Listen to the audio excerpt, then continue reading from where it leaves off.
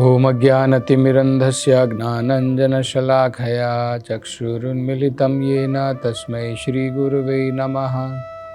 नमो ॐ विष्णुपदाय कृष्णप्रेष्ठाय भूतले श्रीमते भक्तिवेदान्तस्वामिनिति नामिने।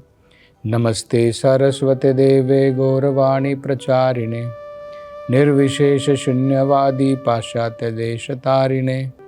जय श्री कृष्ण चैतन्य प्रभु नित्यानंद श्री अद्वैत गदाधर श्रीवासदि गौर भक्तवृंद। हरे कृष्णा कृष्ण कृष्ण हरे हरे, हरे राम राम राम हरे हरे। हरे कृष्णा। तो अंगिरा ऋषि की सहायता से महाराज चित्रकेतु ने वो यज्ञ संपूर्ण किया और उस यज्ञ में जो यज्ञ शिष्ट था वो अपनी अर्धांगिनी पत्नी, जो उनकी पहली पत्नी थी कृतद्युति, उनको वो यज्ञ शिष्ट की खीर प्रदान की। उसको खाने के पश्चात जब चित्रकेतु और उनकी पत्नी का मिलन हुआ तो कृतद्युति अब गर्भवती हो गई। तो जैसे अंगिरा ऋषि ने ये यज्ञ करवाया था उसके अनुसार अब उनकी पत्नी कृतद्युति गर्भवती हो गई।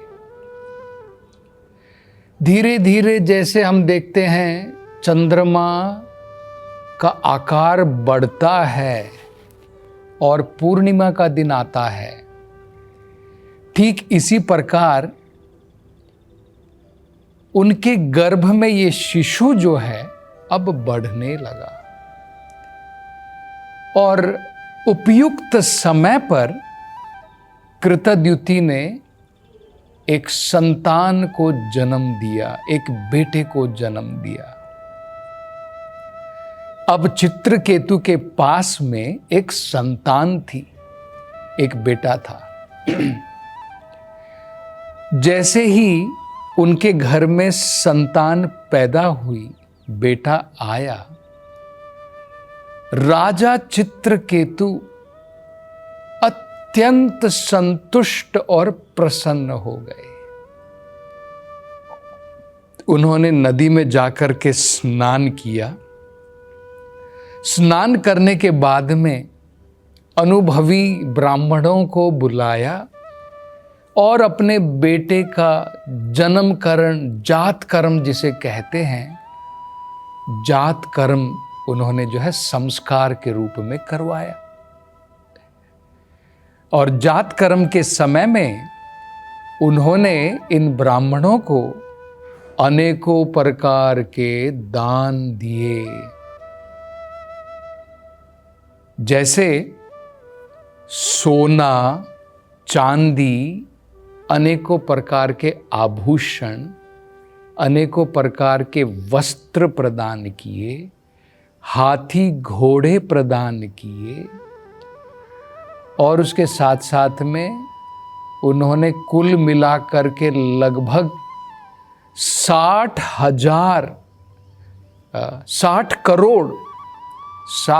करोड़ जो है गौ माता इन ब्राह्मणों को दान में दी।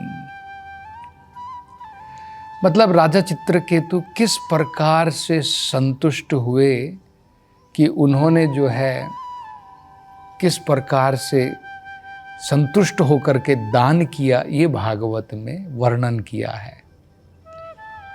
इसी प्रकार से सारे राज्य के अंदर में खुशी की लहर फैल गई। सारे के सारे जो प्रजा थी, जो राजा के घनिष्ठ लोग थे, उनके परिवार के लोग थे, उनके संबंधी गण थे, ये सब जो हैं बड़े ही खुश थे। आगे भागवतम में शुकदेव गोस्वामी जी बताते हैं, जिस प्रकार से एक गरीब व्यक्ति को जब धन की प्राप्ति हो जाती है बड़ी कठिनाइयों के बाद में, तो हर एक पल उसकी आसक्ति बढ़ जाती है अपने इकट्ठे किए हुए धन के ऊपर। उसको कैसे सुरक्षित रखना, उसकी देख रेख किस प्रकार से करना, उसका व्यय एक्सपेंडिचर किस प्रकार से करना।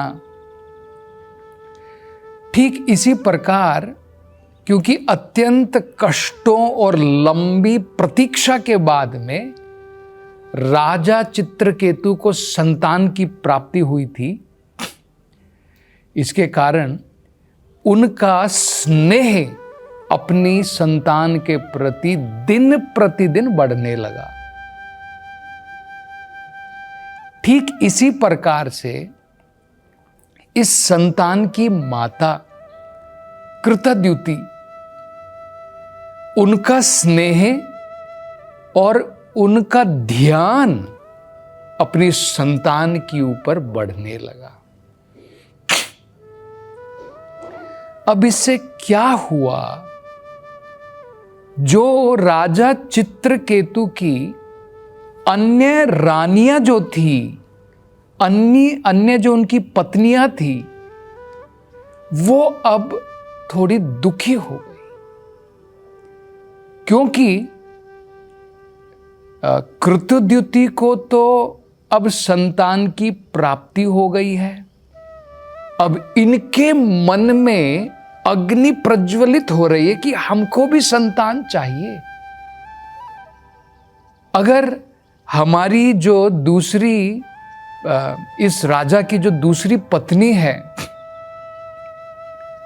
जो सौत जिसे कहते हैं, उनको तो संतान की प्राप्ति हो गई है, लेकिन हम सबको संतान की प्राप्ति नहीं हुई है। तो इसके कारण वो बहुत दुखी थी। और साथ साथ में क्या हुआ कि क्योंकि जिस रानी के द्वारा राजा चित्रकेतु को संतान की प्राप्ति हुई थी, अब राजा का ध्यान उस रानी की तरफ ज्यादा बढ़ गया, अपनी संतान की तरफ भी बढ़ा, और इस रानी जिनके द्वारा उनको इस पुत्र की प्राप्ति हुई थी, उनकी तरफ भी अब इनका ध्यान ज्यादा बढ़ गया।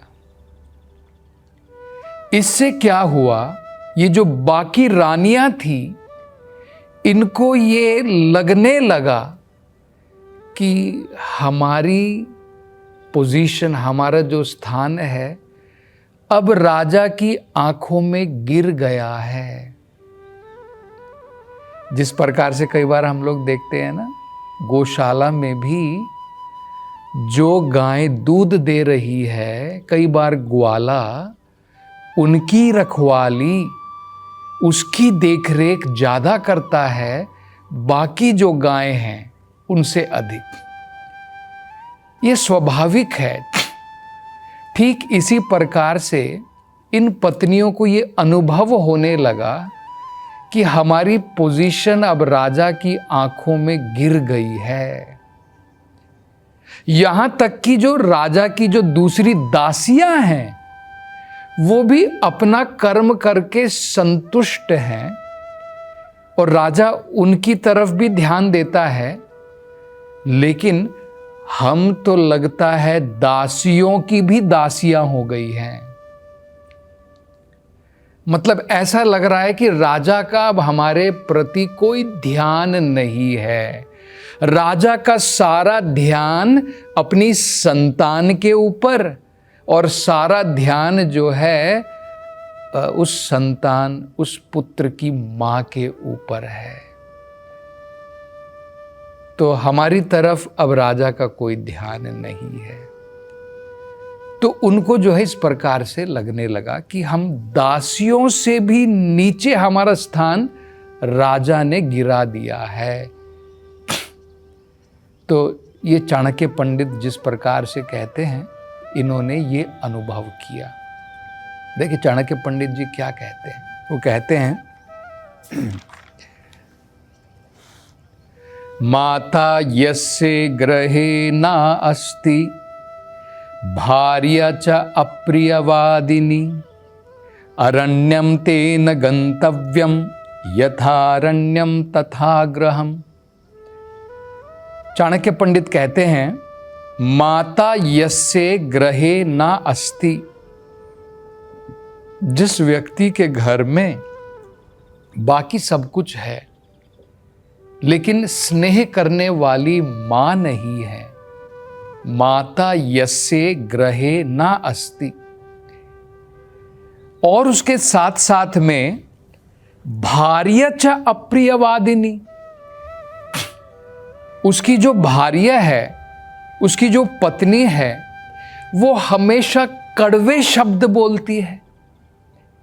एक तो घर में स्नेह करने वाली मां नहीं है और दूसरी उसकी पत्नी भी अगर हमेशा कड़वे शब्द बोलती है, तो चाणक्य पंडित कहते हैं इस प्रकार के व्यक्ति को क्या करना चाहिए।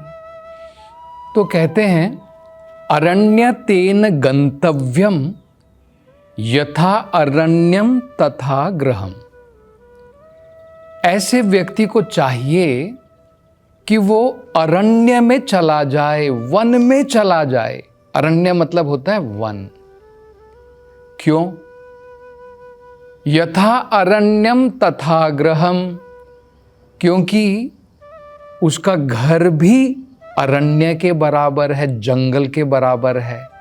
तो इससे बढ़िया तो ये है घर छोड़ करके वो जंगल ही चला जाए। तो इसी प्रकार यहां पर हम देख सकते हैं कि इनकी पत्नियों को, बाकी जो रानियां थी, उनको ऐसा प्रतीत हो रहा है बिना संतान के, और जब पति के द्वारा पूर्ण रूप से उनको लग रहा है कि पति का हमारे प्रति कोई ध्यान ही नहीं है, तो इस प्रकार की स्थिति में उनका जंगल में चला जाना बेहतर था घर में रहने की जगह। तो जब उनकी इस प्रकार से पीड़ा कष्ट बढ़ते गए, उनके मन के अंदर में ईर्ष्या पैदा हो गई।